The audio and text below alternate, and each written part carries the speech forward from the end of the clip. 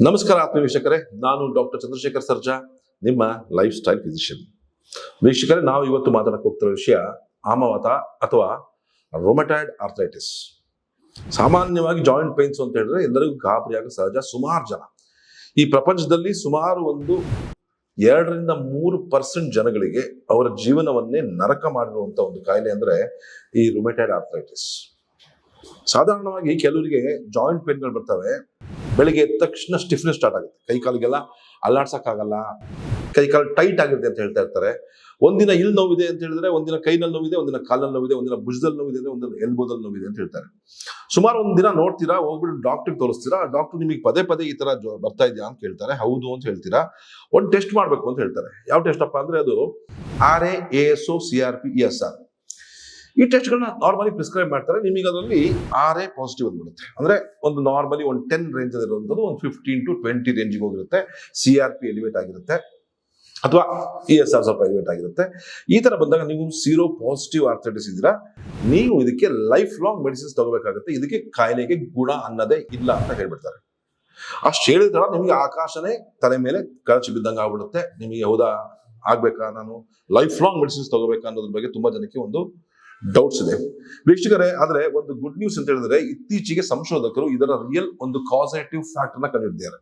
ಈ zero positive rheumatoid ಆರ್ಥರೈಟಿಸ್ಗೆ ನಮ್ಮ ತಲತಲಾಂತರ ವರ್ಷದ ಹಿಂದೆ, ಸಾವಿರಾರು ವರ್ಷಗಳ ಹಿಂದೆ ಆಯುರ್ವೇದ ಪದ್ಧತಿಯಲ್ಲಿ ಇದಕ್ಕೆ ಆಮವಾತ ಅಂತ ಕರೆದ್ರು. ಆಮ ಅಂದ್ರೆ ನಮ್ಮ ಆಮಾಶಯ, ಅಂದ್ರೆ ನಮ್ಮ ಕಣ್ಣಿಗೆ ಕಾಣದ ಸೂಕ್ಷ್ಮಾಣು ಜೀವಿಗಳು ಒಂದು ವಾಸಿಸ್ತಾ ಇರುವಂತ ಒಂದು ಜಾಗ ಅಂತ ಹೇಳಿದ್ರೆ ನಮ್ಮ ಆಮಾಶಯ ಅಥವಾ ನಮ್ಮ ಹೊಟ್ಟೆಯ ಭಾಗ, ನಮ್ಮ ಕರುಳಿನ ಭಾಗ.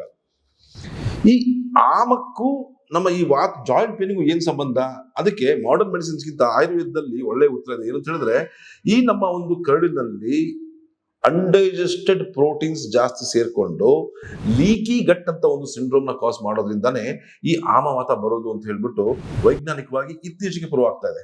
ಅದರಲ್ಲೂ ಕೂಡ ಹೊಸ ಸಂಶೋಧನೆ ಏನ್ ಹೇಳುತ್ತೆ ಅಂತ ಹೇಳಿದ್ರೆ, ಇದರಲ್ಲಿ over growth of A bacteria, ಒಂದು ಪ್ರಿವಟೆಲ್ಲಾ ಕಾಪ್ರಿ ಅಂತ ಒಂದು ಬ್ಯಾಕ್ಟೀರಿಯಾ, ಒಂದು ಗ್ರಾಮ್ ನೆಗೆಟಿವ್ ಬ್ಯಾಕ್ಟೀರಿಯಾದ ಸ್ಟ್ರೈನ್ಸ್ ನಮ್ಮ ಕರ್ಳ್ನಲ್ಲಿ ಜಾಸ್ತಿ ಆದ್ರೆ ಇಂಥವ್ರಲ್ಲಿ ಈ ಲೀಕಿ ಗಟ್ ಸಿಂಡ್ರೋಮ್ ಜಾಸ್ತಿ ಆಗ್ಬಿಟ್ಟು ಇದು ನಮಗೆ ರೊಮಟಾಯ್ಡ್ ಆರ್ಥರೈಟಿಸ್ ಕಾರಣ ಆಗುತ್ತೆ ಅಂತ. ಯಾಕಂತ ಹೇಳಿದ್ರೆ ಇದು ಪ್ರೋಟೀನ್ ಮಿಮಿಕ್ರಿ ಅಂತ ಹೇಳ್ತೀವಿ. ಅಂದ್ರೆ ನಮ್ಮ ದೇಹದಲ್ಲಿ ನಾವು ಇಟ್ಸ್ ಆಟೋ ಇಮ್ಯೂನ್. ಬೇಸಿಕಲಿ ನಮ್ಮ ದೇಹದ ಡಿಫೆನ್ಸ್ ಮೆಕ್ಯಾನಿಸಮ್ಗೆ ಹೋಗಿಸುವಂತ ಸೆಲ್ಸ್ ನಮ್ಮ ಜಾಯಿಂಟಿಗೆ ಅಟ್ಯಾಕ್ ಮಾಡ್ಬಿಟ್ರೆ, ಯಾವಾಗ ಈ ಬ್ಯಾಕ್ಟೀರಿಯಾಗಳು ಜಾಸ್ತಿ ಆಗ್ತಾವೋ ಇದು ನಮ್ಮ ದೇಹದಲ್ಲಿ ಕೆಲವು ವಿಷಕಾರಿ ಟಾಕ್ಸಿನ್ಸ್ ಗಳನ್ನ ಪ್ರೊಡ್ಯೂಸ್ ಮಾಡ್ತವೆ. ನಮ್ಮ ದೇಹದ ನಮ್ಮ ಕರುಳಿನಿಂದ ತ್ಯಾಜ್ಯ ವಸ್ತುಗಳು ಬ್ಲಡ್ ಸ್ಟ್ರೀಮ್ ಬರಕ್ ಶುರು ಆಗುತ್ತೆ. ಅದಕ್ಕೆ ನಾವು ಲೀಕಿ ಗಟ್ ಸಿಂಡ್ರೋಮ್ ಅಂತ ಹೇಳ್ತೀವಿ. ಈ ಸೀಲಿಯಾಕ್ ಡಿಸೀಸ್ ಮತ್ತು ಈ ಲೀಕಿ ಗಟ್ ಸಿಂಡ್ರೋಮ್ ಎರಡು ಇಂಟರ್ ಕನೆಕ್ಟೆಡ್.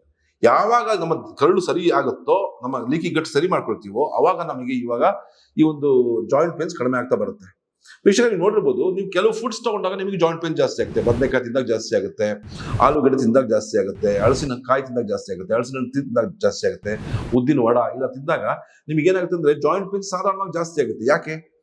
ಬಿಕಾಸ್ ಈ ಜಾಗ, ಈ ಗ್ಯಾಸ್ ಪ್ರೊಡ್ಯೂಸಿಂಗ್ ಫುಡ್ಸ್ ಏನಿದೆ ನಮ್ಮ ಕರಳಿಗೆ ಹೋದ ತಕ್ಷಣ ಕರಳು ಊದುತ್ತೆ, ಲೀಕಿ ಗಟ್ ಜಾಸ್ತಿ ಆಗುತ್ತೆ, ಈ ಪ್ರೋಟೀನ್ಸ್ಗಳು ಎಸ್ಕೇಪ್ ಆಗ್ತಾವೆ ನಮ್ಮ ಬ್ಲಡ್ ಸ್ಟ್ರೀಮಿಗೆ, ನಮ್ಮ ದೇಹದಲ್ಲಿ ಆಂಟಿಬಾಡೀಸ್ ಜಾಸ್ತಿ ಆಗುತ್ತೆ. ಅದ ನಂತರ ನಮ್ಮ ಜಾಯಿಂಟ್ ನ ಇದೇ ಆಂಟಿಬಾಡಿಗಳು ಅಟ್ಯಾಕ್ ಮಾಡ್ತವೆ. ಸಾಧಾರಣವಾಗಿ RA ಅಂದ್ರೆ ರೊಮಟಾಯ್ಡ್ ಫ್ಯಾಕ್ಟರ್ ನಾವು ನೋಡ್ಕೊಳ್ಳೋದಂದ್ರೆ ಈ ರೊಮಟಾಯ್ಡ್ ಫ್ಯಾಕ್ಟರ್ ಎಷ್ಟಿದೆ ಅಂತ ನೋಡ್ತೀವಿ. ತುಂಬಾ ಜಾಸ್ತಿ ಇದೆ ಅಂತಂದ್ರೆ ನಿಮ್ಮ ದೇಹದಲ್ಲಿ ಈ ಆಂಟಿಬಾಡೀಸ್ಗಳ ಒಂದು ಪ್ರಮಾಣ ತುಂಬಾ ಜಾಸ್ತಿ ಇದೆ ಅಂತ ಅರ್ಥ. ಸೊ ಇದನ್ನ ಕಡಿಮೆ ಮಾಡ್ಕೊಳ್ಳೋದ್ರಲ್ಲಿ ನೋಡಿ 2 ತರ ಇದೆ. ಒಂದು ಸೀರೋ ಪಾಸಿಟಿವ್ ಅಂತ ಇದೆ, ಒಂದು ಸೀರೋ ನೆಗೆಟಿವ್ ಅಂತ ಇದೆ. ಈ ಸೀರೋ ಪಾಸಿಟಿವ್ ಎಲ್ಲಿ ನಿಮಗೆ RA ಜಾಸ್ತಿ ಆಗಿರುತ್ತೆ, CRP ಎಲಿವೇಟ್ ಆಗಿರುತ್ತೆ, ASO ಎಲಿವೇಟ್ ಆಗಿರುತ್ತೆ, ಇದು ನಾರ್ಮಲಿ ಸೀರೋ ಪಾಸಿಟಿವ್ ಅಂತ. ಇದು ಗಟ್ ಆರಿಜಿನ್. ಇದು ನಮ್ಗೆ ಇದಕ್ಕೆ ಮುಖ್ಯ ಕಾರಣ ನಮ್ಮ ಗಟ್ ಡಿಸ್ಬಯೋಸಿಸ್ ಅಥವಾ ನಮ್ಮ ಕರುಳಿನ ಆರೋಗ್ಯದಿಂದನೇ ಬರುವಂತದ್ದು ಈ ಆಮವಾತ.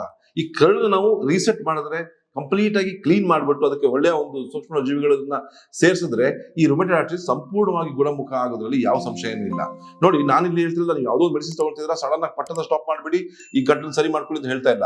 ಆದ್ರೆ ನೀವು ಟೇಪರ್ ಮಾಡ್ತಾ ಆದಷ್ಟು ಕಡಿಮೆ ಮೆಡಿಸಿನ್ಸ್ ನೊಂದಿಗೆ ನೀವು ಲೈಫ್ ಲಾಂಗ್ ನೋವಿಲ್ದಲೇ ಬದುಕುವಂಥದ್ದು ಸುಮಾರು ಟೆಕ್ನಿಕ್ಗಳಿದೆ. ಅದನ್ನ ನಾನು ನಿಮಗೆ ಮುಂದೆ ಹೇಳ್ತಾ ಹೋಗ್ತೀನಿ. ಅದಕ್ಕಿಂತ ಮುಂಚೆ ಸೀರೋ ನೆಗೆಟಿವ್ ಅಂತ ಇದೆ ಇನ್ನೊಂದು. ಈ ಸೀರೋ ನೆಗೆಟಿವ್ ಆರ್ಥರೈಟಿಸ್ ಸಾಧಾರಣವಾಗಿ RA ನಾರ್ಮಲ್ ಇರುತ್ತೆ, CRP ನಾರ್ಮಲ್ ಇರುತ್ತೆ, ಸಮ್ ಟೈಮ್ಸ್ ಎಲಿವೇಟೆಡ್ ಆಗಿರುತ್ತೆ, ಆದ್ರೆ ESR ಮಾತ್ರ ತುಂಬಾ ಹೈ ಆಗಿರುತ್ತೆ. ಇದು ಸೀರೋ ನೆಗೆಟಿವ್ ಆರ್ಥರೈಟಿಸ್. ಇದಕ್ಕೆ ಲಿವರ್ ನ ಪ್ರಾಬ್ಲಮ್. ಆಕ್ಚುಲಿ ಲಿವರ್ನಲ್ಲಿ ಇರುವಂತಹ ಟಾಕ್ಸಿನ್ಸ್ ಇಂದ ಡೆವಲಪ್ ಆಗುವಂತದ್ದೇ ಈ ಸೀರೋ ನೆಗೆಟಿವ್ ಆರ್ಥರೈಟಿಸ್. ಈ ಸಾಧಾರಣವಾಗಿ ಇನ್ನೊಂದು ತರ ಇದೆ ಅಂದ್ರೆ ಪೋಸ್ಟ್ ವೈರಲ್ ಆರ್ಥರಾಲಜಿ ಅಂತ ಹೇಳ್ಬಿಟ್ಟು, ಇದರಲ್ಲೂ ಕೂಡ ESR ಎಲಿವೇಟ್ ಆಗಿರುತ್ತೆ, RA ಕೂಡ ನೆಗೆಟಿವ್ ಇರುತ್ತೆ, ಸಮ್ಟೈಮ್ಸ್ ಮೈಲ್ಡ್ ಆಗಿ ನಿಮಗೆ CRP ಎಲಿವೇಟ್ ಆಗಿರುತ್ತೆ. So zero positive arthritis, zero negative arthritis ಮತ್ತು ಪೋಸ್ಟ್ ವೈರಲ್ ಪಾಲಿ ಆರ್ಥರೈಟಿಸ್, ಈ 3 ಕಾರಣಗಳಿಂದ ಸಾಧಾರಣವಾಗಿ ಜಾಯಿಂಟ್ ಪೇನ್ಸ್ ಬರುತ್ತೆ. ಇನ್ನೊಂದು ದೊಡ್ಡ ದೊಡ್ಡ ಜಾಯಿಂಟ್ ಗಳಿಗೆ ಬರೋದು ಆಸ್ಟಿಯೋ ಆರ್ಥರೈಟಿಸ್. ಅದು ಸಾಧಾರಣವಾಗಿ ನೀಗೆ ಅಥವಾ ಹಿಪ್ಗೆ ಬರುವಂತದ್ದು ಅಂದ್ರೆ ಆಸ್ಟಿಯೋ ಆರ್ಥರೈಟಿಸ್. ಅದು ಸಂಧಿವಾತ ಅಂತ ಹೇಳ್ತೀವಿ. ಅದು ಏಜ್ ಆಗ್ತಾ ಇದ್ದಂಗೆ ಆಗುವಂತ ಒಂದು ಡಿಜನರೇಟಿವ್ ಜಾಯಿಂಟ್ ಡಿಸಾರ್ಡರ್ಸ್. ಈ ಯಾವುದೇ ಜಾಯಿಂಟ್ ಡಿಸಾರ್ಡರ್ಸ್ ಆಗಿರಲಿ, ಅದು ತುಂಬಾ ಒಂಥರ ಡೆಬಿಲಿಟೇಟಿಂಗ್, ಅಂದ್ರೆ ನಿಮ್ಗೆ ಸ್ವಲ್ಪ ನಿಮ್ಮ ಮೂವ್ಮೆಂಟ್ ನ ಕಡಿಮೆ ಮಾಡುತ್ತೆ, ರಿಸ್ಟ್ರಿಕ್ಟ್ ಮಾಡುತ್ತೆ, ನಿಮ್ಗೆ ಹೋಗ್ತಾ ಹೋಗ್ತಾ ಪ್ರಾಬ್ಲಮ್ ಸ್ಟಾರ್ಟ್ ಆಗ್ಬಿಡುತ್ತೆ. ಎಸ್ಪೆಷಲಿ ಎಲ್ಲಕ್ಕಿಂತ dangerous form of the joint disease ಅಂತ ಹೇಳಿದ್ರೆ ಈ ರುಮೆಟಾಯ್ಡ್ ಆರ್ಥರೈಟಿಸ್. ಹೋಗ್ತಾ ಹೋಗ್ತಾ ಏನಾಗ್ತಂದ್ರೆ ನಿಮ್ಮ ಬೆರಳುಗಳ ಶೇಪ್ ಚೇಂಜ್ ಆಗುತ್ತೆ. ನಾವು ಅಲ್ನಾರ್ ಡಿವಿಯೇಷನ್ ಅಂತ ಹೇಳ್ತೀವಿ, ಸ್ವಾನ್ ನೆಕ್ ಡಿಫಾರ್ಮಿಟಿ ಅಂತ ಹೇಳ್ತೀವಿ, ಝೆಡ್ ಡಿಫಾರ್ಮಿಟಿ ಅಂತ ಹೇಳ್ತೀವಿ, ಹರ್ಬರ್ಡೆನ್ಸ್ ನಾಡ್ಯೂಲ್ಸ್ ಅಂತ ಮೂಳೆಗಳಲ್ಲಿ ಸಣ್ಣ ಸಣ್ಣ ಸಣ್ಣ ಗಂಟುಗಳು ಕಾಣುವಂಥದ್ದು. ಇವೆಲ್ಲದಕ್ಕೂ ಒಂದು ಮುಖ್ಯ ಕಾರಣ ಈ RA ಅಥವಾ ಸೀರೋ ಪಾಸಿಟಿವ್ ಆರ್ಥರೈಟಿಸ್ ಅಲ್ಲೇ ಸಾಧ್ಯ. ಏನ್ ತಪ್ಪು ಮಾಡ್ತಾ ಇರ್ತಾರೆ ಅಂತ ಹೇಳಿದ್ರೆ, DMARDs ಅಂತ ಹೇಳ್ಬಿಟ್ಟು disease modifying anti rheumatoid drugs ಅನ್ನು ಸಾಧಾರಣವಾಗಿ ಕೊಡ್ತಾರೆ. ಪ್ರತಿ ತಿಂಗಳು ಹೋಗಿ ನೀವು ತಗೊಳ್ತಾ ಇರ್ತೀರಾ, ಪ್ರತಿ ತಿಂಗಳು ಲಿವರ್ ಫಂಕ್ಷನ್ ಟೆಸ್ಟ್ ಮಾಡಿಸ್ತಾ ಇರ್ತೀರಾ, ಕಿಡ್ನಿ ಫಂಕ್ಷನ್ ಟೆಸ್ಟ್ ಮಾಡಿಸ್ತೀರಾ, ಸೇಮ್ ಮೆಡಿಸಿನ್ಸ್ ಕಂಟಿನ್ಯೂ ಮಾಡ್ತಾ ಇರ್ತಾರೆ. ನಿಮ್ಮ ನೋವಿನಲ್ಲಿ ಯಾವುದೇ ಪ್ರಮಾಣ ಇರೋದಿಲ್ಲ, ಆದ್ರೆ ಬೇರೆ ತೊಂದರೆಗಳು ಆಗಬಾರ್ದು ಅಂತ ಕೊಡ್ತಾ ಇರ್ತಾರೆ. ಇದು ಆಟೋ ಇಮ್ಯೂನ್ ಅಂತ ಹೇಳ್ತಾರೆ. ನೀವು ತಗೊಳ್ತಾನೆ ಇರ್ತೀರಾ. ಆದ್ರೆ ವೀಕ್ಷಣೆ, ನಾನೇನ್ ಹೇಳ್ತಾ ಇರೋದು, ನೀವು ಸಡನ್ ಆಗಿ ಎಲ್ಲ ಮೆಡಿಸಿನ್ಸ್ ಬಿಡಿ ಅಂತ ಅಲ್ಲ, ಆದ್ರೆ ಸರಿಯಾದ ಒಂದು ವೈಜ್ಞಾನಿಕ ಮಾರ್ಗದರ್ಶನದಿಂದ ಈಗ ಹೊಸ ಹೊಸ ಸಂಶೋಧನೆಗಳು ಏನ್ ಪ್ರೂವ್ ಮಾಡ್ತಿದೆ ಅದನ್ನ ನೋಡ್ಕೊಂಡ್ಬಿಟ್ಟು ನಿಮ್ಮ ಗಟ್ ನ ಸರಿಯಾಗಿ ಟ್ರೀಟ್ಮೆಂಟ್ ಮಾಡ್ತಾ ಬಂದಲ್ಲಿ ನಿಮಗೆ ಸಾಧ್ಯವಾದಷ್ಟು ಈ ಮೆಡಿಸಿನ್ಸ್ ಗಳಿಗೆ ದಾಸರಾಗೋದನ್ನ ನೀವು ಅವಾಯ್ಡ್ ಮಾಡ್ಕೋಬಹುದು. ಹಾಗಾದ್ರೆ ಈ ಸೀರೋ ಪಾಸಿಟಿವ್ ಆರ್ಥರೈಟಿಸ್ಗೆ ಪರಿಹಾರ ಹೇಗೆ? ವೀಕ್ಷಕರೇ, ಯಾವುದೋ ಆಂಟಿಬಯೋಟಿಕ್ ಏನೋ ಕೊಟ್ಬಿಟ್ಟು ಈ ಒಂದು ಪ್ರಿಯೋಟಲ್ ಕ್ಯಾಪ್ರಿನ್ ನಾವು ಎರಾಡಿಕೇಟ್ ಮಾಡಕ್ಕಾಗಲ್ಲ. ಯಾಕೆ ಅಂತ ಹೇಳಿದ್ರೆ ಇದೊಂದು ಗ್ರಾಮ್ ನೆಗೆಟಿವ್ ಬ್ಯಾಕ್ಟೀರಿಯಾ ಆಗಿದ್ದು ಇದು ನಮ್ಮ ಸಣ್ಣ ಕಣ್ಣಿನಲ್ಲಿ ಮತ್ತು ದೊಡ್ಡ ಕಣ್ಣಿನಲ್ಲಿ ಹೇರಳವಾಗಿ ಸೇರ್ಕೊಂಡಿರುತ್ತೆ. ನಾವು ಸೆಲೆಕ್ಟಿವ್ ಆಗಿ ಮಾಡಕ್ಕಾಗಲ್ಲ. ಹಾಗಾಗಿ ಒಂದು dietary protocol is very important. ಒಂದು ಸಾಧಾರಣವಾಗಿ ನನ್ನ ಒಂದು ಪೇಷಂಟ್ಸ್ ನಲ್ಲಿ ಸಾಧಾರಣವಾಗಿ ಕೊಡೋದು ಅಂತ ಹೇಳಿದ್ರೆ ಕಂಪ್ಲೀಟ್ ಆಗಿ ಗ್ರೇನ್ ಲೆಸ್ ಡಯಟ್. ಈ ಒಂದು ರುಮೆಟಾಯ್ಡ್ ಆರ್ಥರೈಟಿಸ್ ನಲ್ಲಿ ಸಾಧಾರಣವಾಗಿ ಒಂದು ಗ್ರೇನ್ಲೆಸ್ ಡಯಟ್ ನ ಕೇವಲ ಒಂದು ಕೆಲವೇ ವಾರಗಳನ್ನ ಫಾಲೋ ಮಾಡೋದ್ರಿಂದ ಪ್ರಿಯೋಟೆಲ್ಲೋ ಕಾಪ್ರಿಯ ಪ್ರಮಾಣ ಸಾಧಾರಣ ಗಣನೀಯವಾಗಿ ಕಡಿಮೆ ಆಗುತ್ತೆ. ಈ ಬೇಯಿಸಿದ ತರಕಾರಿಗಳು, ಹಸಿ ತರಕಾರಿಗಳು, ವೆಜಿಟೇಬಲ್ ಸೂಪ್ಗಳು, ತೆಂಗಿನ ಹಾಲಿನಲ್ಲಿ ಮಾಡುವಂತ ಐಟಮ್ಗಳು, ಇದೆಲ್ಲ ಸೇವಿಸ್ತಾ ಬರೋದ್ರಿಂದ ಮತ್ತೆ ನಟ್ಸ್ ಮತ್ತೆ ಫ್ರೂಟ್ಸ್ ನ ಜಾಸ್ತಿ ಹೇರಳವಾಗಿ ಆಂಟಿ ಆಕ್ಸಿಡೆಂಟ್ಸ್ ರಿಚ್ ಇರೋ ಫ್ರೂಟ್ಸ್ ನ ವೆಜಿಟೇಬಲ್ಸ್ ನ ಸೇವಿಸ್ತಾ ಬರೋದ್ರಿಂದ ನಿಮ್ಮ ಸಾಧ್ಯವಾದಷ್ಟು ನಿಮ್ಮ ಒಂದು ಈ ಅಕ್ಕಿ, ರಾಗಿ, ಗೋಧಿಜೋಳನ ಒಂದು 30-40% ಇಳಿಸೋದ್ರಿಂದ ಏನಾಗುತ್ತೆ ಅಂತ ಹೇಳಿದ್ರೆ ನಿಧಾನವಾಗಿ ಒಂದು ಸಿಂಪ್ಟಮ್ಸ್ ನಲ್ಲಿ ಗಣನೀಯ ಪ್ರಮಾಣ ಕಂಡು ಬರುತ್ತೆ. ಜೊತೆಗೆ ಈ ಒಂದು ಆಟೋ ಇಮ್ಯೂನ್ ಡಿಸಾರ್ಡರ್ ಆಗಿಂದ ನಮ್ಮ ಇಮ್ಯೂನ್ ಸಿಸ್ಟಮ್ ಕರೆಕ್ಟ್ ಮಾಡಬೇಕು ಅಂತ ಹೇಳಿದ್ರೆ intermittent fasting is one of the best technique. ಕೇವಲ 8 ಗಂಟೆಗಳ ಮಾತ್ರ ವೀಟಿಂಗ್ ವಿಂಡೋ, 16 ಗಂಟೆಗಳ ಕಾಲ ನೀವು ಯಾವುದೇ ಆಹಾರವನ್ನು ಸೇವಿಸದೇ ಇದ್ದಲ್ಲಿ ನಿಮ್ಮ ಇಮ್ಯೂನ್ ಸಿಸ್ಟಮ್ ಮತ್ತೆ ರಿವೈವ್ ಆಗಕ್ಕೆ ಸ್ಟಾರ್ಟ್ ಆಗುತ್ತೆ, ರಿವರ್ಸ್ ಆಗಕ್ಕೆ ಸ್ಟಾರ್ಟ್ ಆಗುತ್ತೆ. ಅದೇ ರೀತಿ ಈ ಇಂಟರ್ಮಿಟೆಂಟ್ ಫಾಸ್ಟಿಂಗ್ ಇಂದ ಒಂದು ಆಟೋಫೇಜಿ ಅನ್ನೋ ಒಂದು ಮೆಕ್ಯಾನಿಸಮ್ ಡೆವಲಪ್ ಆಗ್ಬಿಟ್ಟು ನಮ್ಮ ದೇಹದಲ್ಲಿ ಇರುವಂತಹ ತ್ಯಾಜ್ಯ ವಸ್ತುಗಳು, ರಿಯಾಕ್ಟಿವ್ ಆಕ್ಸಿಜನ್ ಸ್ಪೀಚ್ ಅಂತ ಏನ್ ಹೇಳ್ತೀವಿ, ನಮ್ಮ ಜೀವಕೋಶಗಳಿಂದ ಅದನ್ನು ತೆಗೆದುಹಾಕಲ್ಪಟ್ಬಿಟ್ಟು ನಮ್ಮ ಇಮ್ಯೂನ್ ಸಿಸ್ಟಮ್ ಮತ್ತೆ ಟ್ರಿಗರ್ ಆಗುತ್ತೆ. ಮತ್ತೆ ನಿಮ್ಮ ಒಂದು ಬ್ಲಡ್ ಪ್ಯಾರಾಮೀಟರ್ಸ್ ನಲ್ಲಿ ಇಂಪ್ರೂವ್ಮೆಂಟ್ ಕಾಣ್ತಾ ಬರುತ್ತೆ. ಸುಮಾರು ಜನ ರೋಗಿಗಳನ್ನು ನೋಡಿ ಯಾರೇ ತುಂಬಾ ಪಾಸಿಟಿವ್ ಇರುತ್ತೆ, 60, 70, 80, 130 ತನಕ ಇರೋ ಪೇಷಂಟ್ಸ್ ನಾನು ನೋಡಿದೀನಿ. ಸಡನ್ ಆಗಿ ಒಂದು ಉಪವಾಸ ಮತ್ತು ಇಂಟರ್ಮಿಟೆಂಟ್ ಫಾಸ್ಟಿಂಗ್ ಕೊಟ್ಟಲ್ಲಿ ಅವರ ಒಂದು ಬ್ಲಡ್ ಪ್ಯಾರಾಮೀಟರ್ಸ್ ನಲ್ಲಿ ಸಾಧಾರಣ ಗಣನೀಯ ಪ್ರಮಾಣದಲ್ಲಿ ಕಂಡು ಬಂದಿರುತ್ತೆ. ಜೊತೆಗೆ ಅವರ ಸಿಂಪ್ಟಮ್ಸ್ ನಲ್ಲಿ ಅವ್ರ ಜಾಯಿಂಟ್ ಪೇನ್ ಆಗಿರ್ಬೋದು, ಸ್ವೆಲ್ಲಿಂಗ್ ಇರ್ಬೋದು, ರೆಡ್ನೆಸ್ ಇರ್ಬೋದು, ಸ್ಟಿಫ್ನೆಸ್ ಇರ್ಬೋದು ಅಥವಾ ಡಿಫಾರ್ಮಿಟೀಸ್ ಇರ್ಬೋದು, ಅದರಲ್ಲೂ ಕೂಡ ಗಣನೀಯವಾಗಿ ಒಂದು ಚೇತರಿಕೆ ಕಂಡು ಬರೋದನ್ನು ನಾವು ಗಮನಿಸಿದ್ದೇವೆ. ಇದ್ರ ಜೊತೆಗೆ ಒಂದು ಬಹಳ ಮುಖ್ಯವಾಗಿ ನೀವು ಯಾವುದೋ ಇಂಗ್ಲಿಷ್ ಮೆಡಿಸಿನ್ಸ್ಗಳು, ಬೇರೆ ಬೇರೆ ಮೆಡಿಸಿನ್ಗಳು ದಾಸರಾಕ್ಕಿಂತ ಮನೆಯಲ್ಲೇ ಸಿಗುವಂತ ನ್ಯಾಚುರಲ್ ಪೇನ್ ಕಿಲ್ಲರ್ಗಳನ್ನ ನೀವು ಜಾಸ್ತಿ ನಿಮ್ಮ ಅಡುಗೆಯಲ್ಲಿ ಜಾಸ್ತಿ ಯೂಸ್ ಮಾಡ್ತಾ ಬರ್ಬೇಕು. ಅದರಲ್ಲಿ ಒಂದು ಬಹಳ ಮುಖ್ಯವಾಗಿ ಅಂದ್ರೆ ಅರಿಶಿಣ. ಅರಿಶಿನಲ್ಲಿರುವಂತ ಒಂದು ಕುರ್ಕುಮಿನ್ ಅನ್ನೋ ಎಕ್ಸ್ಟ್ರಾಕ್ಟ್ ಒಂದು ಆಕ್ಟಿವ್ ಬ್ಯಾಕ್ಟೀರಿಯಲ್ ಆಗಿ ಕೆಲಸ ಮಾಡುತ್ತೆ, ಆಂಟಿ ಇನ್ಫ್ಲಮೇಟರಿ ಆಗಿ ಕೆಲಸ ಮಾಡುತ್ತೆ. ಅದೇ ರೀತಿ ಒಂದು ಆಂಟಿ ಆಕ್ಸಿಡೆಂಟ್ ತರ ಕೆಲಸ ಮಾಡ್ಬಿಟ್ಟು ನಿಮ್ಮ ಸೆಲ್ಸ್ ನ ಪ್ರೊಟೆಕ್ಟ್ ಮಾಡುತ್ತೆ. ಅದೇ ರೀತಿ ನಿಮ್ಮ ಇಮ್ಯೂನ್ ಸಿಸ್ಟಮ್ ನ ಜಾಸ್ತಿ ಇದಾಗಿ ಬಿಡೋದಿಲ್ಲ. ಜೊತೆಗೆ ಇನ್ನೊಂದು ಹೇಳಿದ್ರೆ ಒಂದು supplement like vitamin D. Vitamin D ಏನ್ ಮಾಡುತ್ತೆ ಅಂತ ಹೇಳಿದ್ರೆ ನಿಮ್ಮ ದೇಹದಲ್ಲಿ ಕ್ಯಾಥಲಿಸಿಡಿನ್ ಮತ್ತು ಡಿಫೆನ್ಸಿನ್ ಅನ್ನುವ 2 ಆಂಟಿಬಯೋಟಿಕ್ಸ್ ನ ಉತ್ಪಾದನೆ ಮಾಡ್ತವೆ. ಈ ಕ್ಯಾಥಲಿಸಿಡಿನ್ ಮತ್ತು ಡಿಫೆನ್ಸಿನ್ ಯಾವುದೇ ಕಾರಣಕ್ಕೂ ನಿಮಗೆ ಯಾವುದೇ ಒಂದು ಮೆಡಿಕಲ್ ಸ್ಟೋರ್ ದಲ್ಲಿ ಸಿಗದಲ್ಲಿರುವಂತಹ ಒಂದು ಪವರ್ಫುಲ್ ಆಂಟಿಬಯೋಟಿಕ್ಗಳು. ಇದು ನಮ್ಮ ವಿಟಮಿನ್ ಡಿ ಒಂದು ಸಮ್ಮುಖದಲ್ಲಿ ಈ 2 ಆಂಟಿಬಯೋಟಿಕ್ಗಳು ನಮ್ಮ ದೇಹದಲ್ಲಿ ಉತ್ಪಾದನೆ ಮಾಡ್ತವೆ. ಇವು ನಮ್ಮ ದೇಹದಲ್ಲಿರುವಂತಹ ನೆಗೆಟಿವ್ ಬ್ಯಾಕ್ಟೀರಿಯಾಗಳನ್ನು ತೆಗೆದಾಕ್ತವೆ. ಯಾಕಂದ್ರೆ ನೋಡಿ, ಸುಮಾರು ಜನಕ್ಕೆ ಪದೇ ಆಗ್ತಾ ಇರುತ್ತೆ ನೋಡಿ. ವೈಟಮಿನ್ ಡಿ ಮತ್ತು ನೀವು RA ನೋಡಿದಾಗ RA ಕೇಸಸ್ ನಲ್ಲಿ ವೈಟಮಿನ್ ಡಿ ಯೂಶಲಿ ಲೋ ಇರುತ್ತೆ. ಸೊ ವೈಟಮಿನ್ ಡಿ ಕೊರತೆ ಇದ್ದವರು ನಿಮ್ಮ ಒಂದು functional levels of vitamin D ಅಂದ್ರೆ 50 ನ್ಯಾನೋಗ್ರಾಮ್ ಪರ್ ಡೆಸಿಲಿಟರ್ಗಿಂತ ಜಾಸ್ತಿ ನೀವು ಮೇಂಟೈನ್ ಮಾಡ್ಬೇಕಾಗುತ್ತೆ ನಿಮ್ಮ ಬ್ಲಡ್ ನಲ್ಲಿ. ಅವಾಗ ನಿಮಗೆ ಈ ಒಂದು ಆಟೋ ಇಮ್ಯೂನ್ ಡಿಸಾರ್ಡರ್ಸ್ ನ ಹತೋಟಿ ತರಬಹುದು. ಎನಿ ಆಟೋ ಇಮ್ಯೂನ್ ಡಿಸಾರ್ಡರ್ಸ್, ನಿಮಗೆ ರುಮಟಾಯ್ಡ್ ಆರ್ಥರೈಟಿಸ್ ಅನ್ನಲ್ಲ, SLE ಇರ್ಬೋದು ಅಥವಾ ನಿಮ್ಮ ಸೋರಿಯಾಸಿಸ್ ಇರ್ಬೋದು ಅಥವಾ ಯಾವುದೇ ರೀತಿಯ ಆಟೋ ಇಮ್ಯೂನ್ ಡಿಸಾರ್ಡರ್ಸ್ಗಳಲ್ಲಿ ವೈಟಮಿನ್ ಡಿ ಲೆವೆಲ್ಸ್ ಯಾವಾಗ 40-50 ರೇಂಜ್ಗಿಂತ ಜಾಸ್ತಿ ಇರುತ್ತೋ ನಿಮ್ಮಲ್ಲಿ ಸಾಧಾರಣ ಗುಣಮುಖ ಕಂಡು ಬರುತ್ತೆ. ಸೊ ಹಾಗಾಗಿ ಸರಿಯಾಗಿ ಈ ಒಂದು ಟೆಸ್ಟ್ಗಳನ್ನ ಸರಿಯಾಗಿ ಮಾಡ್ಕೋಬೇಕು.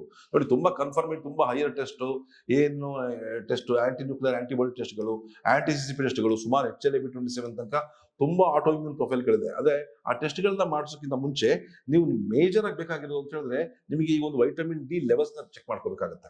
So vitamin D levels once normally ಬಂತು ಅಂತ ಹೇಳಿದ್ರೆ ಈ ಪ್ಯಾರಾಮೀಟರ್ಸ್ ಎಲ್ಲ ನಾರ್ಮಲ್ ಆಗೋದನ್ನ ನಾನು ನನ್ನ ಪ್ರಾಕ್ಟೀಸ್ ನಲ್ಲಿ ಗಣನೀಯವಾಗಿ ನೋಡಿದ್ದೀನಿ. ಜೊತೆಗೆ ಇನ್ನೊಂದು ಕೆಲವು ಹರ್ಬ್ಸ್ ಅಂತ ಹೇಳಿದ್ರೆ, ಈಗ ಬೆಳ್ಳುಳ್ಳಿ ಇರುವಂತಹ ಅಲಿಸಿನ್ ಅಂತ ಅಂಶ ಕೂಡ ನ್ಯಾಚುರಲ್ ಬ್ಲಡ್ ಥಿನ್ನರ್ ಕೆಲಸ ಮಾಡುತ್ತೆ. ಕೆಲವು ನೈಟ್ರೇಟ್ಸ್ ಅಥವಾ ನೈಟ್ರಿಕ್ ಆಕ್ಸೈಡ್ ಜಾಸ್ತಿ ಇರುವಂತ ಕೆಲವು ಫ್ರೂಟ್ಸ್ ಅಂಡ್ ವೆಜಿಟೇಬಲ್ಸ್ ನಲ್ಲಿ, ಫಾರ್ ಎಕ್ಸಾಂಪಲ್ ಇವಾಗ ಬೀಟ್ರೂಟ್ ನಲ್ಲಿ ಹೇರಳವಾಗಿ ಈ ಒಂದು ನೈಟ್ರೇಟ್ ನ ಅಂಶ ಇರುತ್ತೆ.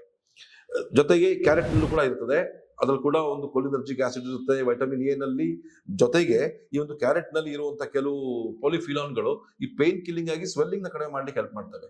ಜೊತೆಗೆ ಇನ್ನೊಂದು ಹೇಳಿದ್ರೆ ಜಿಂಜರ್ ಅಥವಾ ಶುಂಠಿಯಲ್ಲಿ ಇರುವಂತಹ ಜಿಂಜರಾಲ್ ಕೂಡ ಹೇರಳವಾಗಿ ನಮ್ಮ ದೇಹದಲ್ಲಿ ಇದ್ದಲ್ಲಿ ಬಾಡಿ ಪೇನ್ ಕಿಲ್ಲಿಂಗ್ ಎಫೆಕ್ಟ್ ಆಗುತ್ತೆ, ಜಾಯಿಂಟ್ ನ ಪೇನ್ ನ ಈಸ್ ಮಾಡುತ್ತೆ, ಜಾಯಿಂಟ್ ನ ಬ್ಲಡ್ ಸರ್ಕ್ಯುಲೇಷನ್ ಇಂಪ್ರೂವ್ ಮಾಡುತ್ತೆ ಅಂತ ವೈಜ್ಞಾನಿಕವಾಗಿ ಪೂರ್ವವಾಗಿದೆ. ಅದೇ ರೀತಿ ಶೆಲ್ಲಕ್ಕಿ ಅಂತ ಹೇಳಿದ್ರೆ ಒಂದು ಗೋಂದಾಕ್ಷಿ ಗ್ರಂಥಿಗೆ ಅಂಗಡಿಯಲ್ಲಿ ಸಿಗ್ತಾರೆ. ಅದನ್ನು ಕೂಡ ನೀವು ನೀರಿನಲ್ಲಿ ನೆನೆ ಹಾಕಿ ಸೇವಿಸ್ತಾ ಬರೋದ್ರಿಂದ ನಿಮಗೆ ನ್ಯಾಚುರಲ್ ಆಗಿ ಪೇನ್ ಕಿಲ್ಲಿಂಗ್ ಆಗುತ್ತೆ. ನೀವು ಯಾವುದೇ ಒಂದು ಮೆಡಿಸಿನ್ಸ್ಗೆ ದಾಸರಾಗ್ಲಿಕ್ಕೆ ಇದಿಲ್ಲ. ಸಾಧ್ಯವಾದ್ರೆ ನೀವು ಒಂದು ಬೀಟ್ರೂಟ್ ಅನ್ನು ತಗೊಳ್ಳಿ, ಒಂದು ಸಣ್ಣ ಪೀಸ್ ಬೀಟ್ರೂಟ್ ನ ಅದನ್ನ ಒಂದು ಗ್ಲಾಸ್ ಬಿಸಿನೀರಲ್ಲಿ ಹಾಕಿ, ಜೊತೆಗೆ ಒಂದು ಫುಲ್ ಕ್ಯಾರೆಟ್ ನ ಸಿಪ್ಪೆಯನ್ನು ಸುಲ್ದ್ಬಿಟ್ಟು ಅದನ್ನು ಕೂಡ ಅದೇ ನೀರಲ್ಲಿ ಹಾಕಿ, ಒಂದು ತುಂಡು ಶುಂಠಿಯನ್ನು ತಗೊಂಡು ಅದೇ ನೀರಿನಲ್ಲಿ ಹಾಕಿ, ಒಂದು ಗ್ಲಾಸ್ ನೀರಿನಲ್ಲಿ ಹಾಕಿ, ಜೊತೆಗೆ ಒಂದ್ ಸ್ವಲ್ಪ ಶೆಲ್ಲಕ್ಕಿ ಸಿಕ್ಕಿದ್ರೆ ಅದನ್ನ ಒಂದೆರಡು ಗೋಂದನ್ನ ಅದರಲ್ಲಿ ಆ ನೀರಿನಲ್ಲಿ ಹಾಕಿ ಓವರ್ ನೈಟ್ ಬಿಟ್ಬಿಡಿ. ರಾತ್ರಿ ಪೂರ್ತಿ ಹಂಗೆ ಇರಲಿ, ಬಿಸಿಲಲ್ಲಿ ಹಾಕ್ಬಿಟ್ಟು ಬೆಳಿಗ್ಗೆ ಎದ್ದ ನಂತರ ಆ ಒಂದು ಮಿಕ್ಸ್ಚರ್ನ ನಿಮ್ಮ ಮಿಕ್ಸರ್ನಲ್ಲಿ ಹಾಕಿ ಚೆನ್ನಾಗಿ ಬ್ಲೆಂಡ್ ಮಾಡಿ ಅದರ ರಸವನ್ನು ತೆಗೆದು ಅದನ್ನ ಡೈಲಿ ಕುಡಿತಾ ಬನ್ನಿ. ಕೇವಲ 1 ತಿಂಗಳಲ್ಲಿ ನಿಮ್ಮ ಜಾಯಿಂಟ್ ನ ಸ್ವೆಲ್ಲಿಂಗ್ ಕಡಿಮೆ ಆಗುತ್ತೆ, ಪೇನ್ ಕಡಿಮೆ ಆಗ್ತಾ ಬರುತ್ತೆ, ರೇಂಜ್ ಆಫ್ ಮೋಷನ್ ಇಂಪ್ರೂವ್ ಆಗ್ತಾ ಬರುತ್ತೆ. ಇದಷ್ಟು ಒಂದು ನೈಟ್ರಿಕ್ ಆಕ್ಸೈಡ್ ಇರ್ಬೋದು, ಕೊಲಿನರ್ಜಿಕ್ ಆಸಿಡ್ ಇರ್ಬೋದು, ಜಿಂಜರಾಲ್ ಇರ್ಬೋದು, ಅಥವಾ ಶೆಲ್ಲಕ್ಕಿಲಿ ಇರುವಂತಹ ಜಾಯಿಂಟ್ ಸಪ್ಲಿಮೆಂಟ್ಸ್ ಇರ್ಬೋದು, ನಿಮಗೆ ಹೇರಳವಾಗಿ ಸ್ವಲ್ಪ ಮಾಡುತ್ತೆ. ಜೊತೆಗೆ ಕುರ್ಕುಮಿನ್ ಕೂಡ ಅದಕ್ಕೆ ಆಡ್ ಮಾಡಬಹುದು. ನೋಡಿ ವೀಕ್ಷಕರೇ, ಇದು ನಿಮ್ಮ ಮನೇಲಿ ಮಾಡ್ಕೊಳ್ಳೋದು ತುಂಬಾ ಕಷ್ಟ ಅಂತ ಹೇಳಿದ್ರೆ ನಾನೇ ಒಂದು ಪ್ರಾಡಕ್ಟ್ ನ ಡಿವೈಸ್ ಮಾಡಿದ್ದೀನಿ. ಅದರ ಹೆಸರು ಜಾಯಿಂಟ್ ಸ್ಪರ್ಶ್ ಅಂತ ಹೇಳಿ. ಇದರಲ್ಲಿ ಎಷ್ಟು ಪ್ರಮಾಣದಲ್ಲಿ ಬೇಕೋ ಅಷ್ಟು ಬೀಟ್ರೂಟು, ಕ್ಯಾರೆಟ್, ಶೆಲ್ಲಕ್ಕಿ, ಕುರ್ಕುಮಿನ್ ಮತ್ತು ಜಿಂಜರ್ನ ಅಂಶ ಮತ್ತು ಪೆಪ್ಪರ್ನ ಅಂಶ ಹೇರಳವಾಗಿದೆ. ಇದನ್ನು ಕೇವಲ 1 ಸ್ಪೂನ್ ತಗೊಂಡ್ಬಿಟ್ಟು ನೀವು ರಾತ್ರಿ ನೀರಿಗೆ ಹಾಕ್ಬಿಟ್ಟು ಬಿಸಿನೀರಲ್ಲಿ ಹಾಕ್ಬಿಟ್ಟು ಬೆಳಗ್ಗೆ ಎದ್ಬಿಟ್ಟು ಖಾಲಿ ಹೊಟ್ಟೆಗೆ ಅದನ್ನ ಕುಡಿತಾ ಬರೋದ್ರಿಂದ ಸುಮಾರು ಜನಕ್ಕೆ ಇದನ್ನ ಗುಣ ಕಾಣಿಸಿದೆ. ಇದನ್ನ ನೀವು ಮನೇಲೆ ಮಾಡ್ಕೊಳ್ಳಿ. ನಾನು ಯಾವುದೇ ಕಾರಣಕ್ಕೂ ನನ್ನ ಪ್ರಾಡಕ್ಟ್ ನ ಎಂಡೋರ್ಸ್ ಮಾಡ್ತಾ ಇಲ್ಲ. ಆದರೆ ನೀವು ಮನೇಲಿ ಮಾಡ್ಕೊಳಕ್ ಆಗದಲ್ಲಿ ದೊರಕಿಸಲಿ. ಕೆಲವರು ಟ್ರಾವೆಲಿಂಗ್ ಅಲ್ಲಿ ಇರ್ತಾರೆ, ಕೆಲವರು ಮನೇಲಿ ಇರಲ್ಲ, ಅಂತವರಿಗೆ ತುಂಬಾ ಕಷ್ಟವಾಗ್ತಾ ಇದ್ದಲ್ಲಿ ಈ ಇಷ್ಟು ಅಂಶ ಇರುವಂತ ಇದನ್ನ ಸೇವಿಸ್ತಾ ಬರೋದ್ರಿಂದ ತುಂಬಾ ಹೆಚ್ಚು ನೀವು ಮೆಡಿಸಿನ್ಸ್ಗೆ ದಾಸರಾಗೋದನ್ನ ಅವಾಯ್ಡ್ ಮಾಡ್ಬೋದು. ಸಾಧ್ಯವಾದಷ್ಟು ಒಂದು ಇದರಲ್ಲಿ ಇದಾಡ್ಬೋದು. ಆದರೆ ಒಂದು ಮುಖ್ಯ ಇಲ್ಲಿ ಅಂತ ಹೇಳಿದ್ರೆ ನಿಮ್ಮ ಕಾರಣವನ್ನ ಸರಿಯಾಗಿ ತಿಳ್ಕೊಳ್ಳಿ. ನಿಮ್ಗೆ ಇರೋದು ಯಾವ ತರ ಆರ್ಥರೈಟಿಸ್, ನಿಮ್ಮ ದೇಹದಲ್ಲಿ ಎಷ್ಟು ಡಿಸ್ಬ್ಯೂಸ್ ಆಗಿದೆ, ವೈಟಮಿನ್ ಡಿ ಲೆವೆಲ್ಸ್ ಎಲ್ಲ ಚೆಕ್ ಮಾಡ್ಬಿಟ್ಟು ಈ ಒಂದು ಸಪ್ಲಿಮೆಂಟ್ ಅನ್ನು ಕೂಡ ರೆಗ್ಯುಲರ್ ಆಗಿ ತಗೊಳ್ತಾ ಬರೋದ್ರಿಂದ ನೀವು ತುಂಬಾ ಈ ಮೆಡಿಕಲ್ಸ್ಗೆ ಅಥವಾ ಮೆಡಿಸಿನ್ಸ್ಗಳಿಗೆ ದಾಸರಾಗಿ ಪದೇ ಟೆಸ್ಟ್ ಮಾಡ್ಕೊಂಡು ನಿಮಗೆ ಗುಣಾನು ಕಾಣ್ತಾನೆ ಇರೋದಕ್ಕಿಂತ ಸಂಪೂರ್ಣವಾಗಿ ಈ ಕಾಯಿಲೆಯಿಂದ ಹೊರಗೆ ಬರಲು ಸಾಧ್ಯ. ಯಾಕಂದ್ರೆ ಹೊಸ ಸಂಶೋಧನೆಗಳ ಒಂದು ಸಾರವನ್ನು ನಾನು ಬಿಚ್ಚಿಡ್ತಾ ಇದ್ದೀನಿ ಮುಂದೆ. ಯಾಕೆಂತ ಹೇಳಿದ್ರೆ ಹಿಂದೆ ಎಲ್ಲ ಅನ್ಕೊಳ್ತಿದ್ದಂಗೆ ಇಲ್ಲ ಈಗ ಸೈನ್ಸು. ಇವಾಗ ಎಲ್ಲಾ ಕಾಯಿಲೆಗಳಿಗೂ ಹೊಟ್ಟೆನೇ ಕಾರಣ ಅಂತ ನಾವು ಅರಿಸ್ಟಾಟ್ಲು ಅಥವಾ ಹಿಪೋಕ್ರಾಟಿಸ್ ಮುಂಚೆನೆ ಹೇಳಿದ್ದು. ನಮ್ಮ ಆಯುರ್ವೇದ ಪದ್ಧತಿಯಲ್ಲಿ ಅದು 5000 ವರ್ಷ ಮುಂಚೆನೆ ಹೇಳಿದ್ವಿ. ಇವಾಗ ನಾವು ವಿಜ್ಞಾನದಲ್ಲಿ ಸಂಶೋಧನೆ ಮಾಡಿ ನಾವು ಹೊರಗೆ ತೆಗಿತಾ ಇದ್ದೀವಿ. ಹೌದು, ಇದಕ್ಕೂ ಕೂಡ ನಮ್ಮ ಹೊಟ್ಟೆನೇ ಕಾರಣ ಅಂತ. ಹಾಗಾಗಿ ನೀವು ಸಂಶೋಧನೆ ಆಧಾರಿತ ವರದಿಗಳನ್ನು ನೋಡಿದ್ರೆ ಮಾತ್ರ ನಿಮಗೆ ನಿಮ್ಮ ಜ್ಞಾನಕ್ಕೆ ಒಂದು ಪುಷ್ಟಿ ಬರುತ್ತೆ. ಇದೇ ತರ ಮತ್ತೊಂದು ವಿಡಿಯೋದೊಂದಿಗೆ ನಿಮ್ಮನ್ನ ಭೇಟಿ ಆಗ್ತೇನೆ. ಅಲ್ಲಿವರೆಗೂ ನಮಸ್ಕಾರ.